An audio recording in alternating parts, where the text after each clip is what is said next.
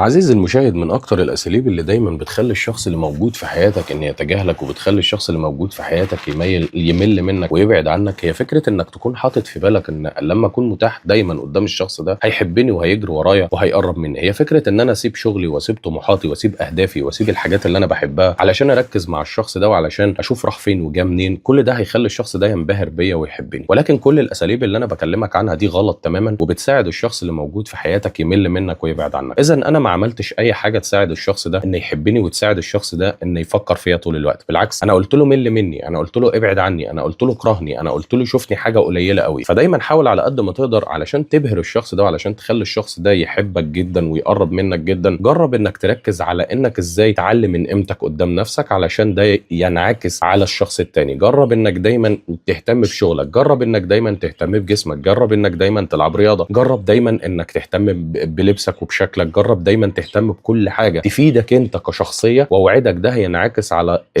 نظره الشخص التاني ليك. فبالتالي الصوره الذاتيه بتاعتك انت داخل دماغ الشخص ده هتبدا تتغير، وهيبدا يشوف انك مش متاح دايما قدام الشخص ده. فبالتالي الشخص ده هيبدا يقرب منك ويسال عنك اكتر، ويبدا يشوفك شخص غامض اكتر واكتر. مش كده وبس، من اكتر الاساليب كمان اللي بتساعد الشخص ده انه يقرب منك ويحبك ويمسك فيك بشكل كبير جدا، هي فكره انك تحاول لما الشخص ده يجي يقول لك انا عايز اشوفك او انا عايز اكلمك او انا عايز اقرب منك، مش كل مره تقول ماشي تمام انا موافق وتسيب شغلك علشان خاطره وتسيب اهدافك علشان خاطره، لانك عمرك ما هتستفاد حاجه من حاجه زي دي غير انه هيمل منك وهتلاقي سلوكه بيتغير معاك. ولكن الصح والاحسن والافضل، وعلى فكره في حلقه قويه جدا موجوده على قناه مدرب الحياه على اليوتيوب فهمك كل ده بالتفصيل، ولكن انا بقوله لك سريعا. وحاول انك لو انت من النوع التحليلي اللي زي اللي بيحب يحلل الشخصيات ويحب يحلل العلاقات وديناميكيه العلاقات ويحاول يهتم بكل التفاصيل الصغيره، لان ده ملعبي وانا بعشق ده جدا جدا، ان احلل كل كبيره وصغيره في العلاقه وكل كبيره وصغيره في الشخص نفسه علشان اقدر استفاد او اقدر ادي نتيجه كبيره جدا. فادخل على القناه وشاهد الحلقه وحلقات تانية كتير جدا هتفيدك بشكل تحليلي اعمق واكبر كمان، والامثله اللي موجوده. بس المهم انك تحاول على قد ما تقدر انك ما تبينش للشخص اللي موجود في حياتك حاضر تمام انا جاي، انا هسيب ده علشانك، انا سبت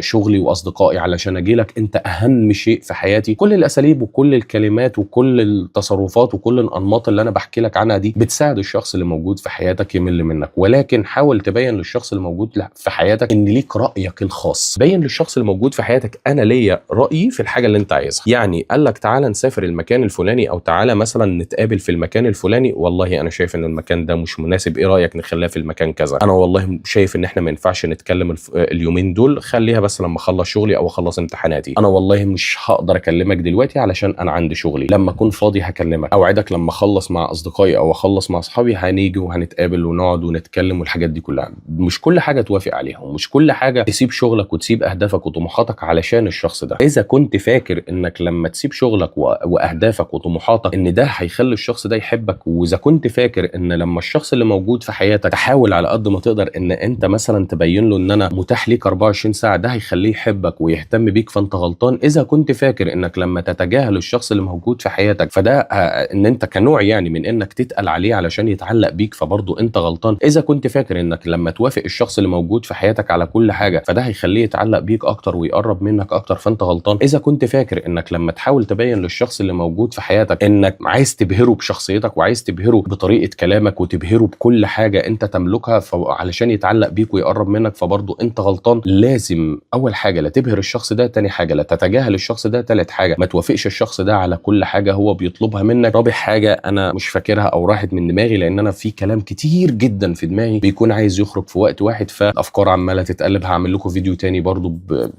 بنفس الموضوع ان شاء الله. بس المهم حاول على قد ما تقدر انك تفهم كل رساله انا قلتها لك في الحلقه دي، واوعدك وعد مني 30 يوم فقط ويمكن اقل من كده لو انت محترف في انك تفهم وتنفذ الخطوات اللي قلت لك عليها، هتلاقي الشخص اللي موجود في حياتك بيحترمك جدا، قيمتك بتعلى في نظره جدا، بيهتم بيك جدا جدا، بيقرب منك بسرعه. حاجات كتير جدا هتلاقيها بتتغير في شخصيه الشخص ده او في سلوك الشخص ده تجاهك انت. لو اول مره تشوفني فما تنساش تعمل فولو لو انت مش عامل لي فولو رجاء، ده رقم واحد. رقم اتنين، لو انت بتشوف الحلقه دي على اليوتيوب فما تنساش انك تعمل اشتراك، وما تنساش انك تعمل لايك للحلقه دي عشان توصل لاكبر عدد من الناس، واهم حاجه انك تعمل الخاصيه بتاعت انك تتابع كل حاجه في زر التنبيهات علشان اي حاجه تنزل على القناه تكون انت اول حد يشاهدها ومفيش حاجه تفوتك. رابع حاجه وهي الاهم، خلي بالكم من نفسكم، ربنا يصلح حالكم وربنا يسعدكم وربنا يحفظكم وربنا يبعد عنكم اي حاجه ممكن تاذيكم يا رب، اللهم امين. ولو استفدت حاجه من الحلقه دي فما تنساش دعوه جميله منك عندي بالدنيا وما فيها.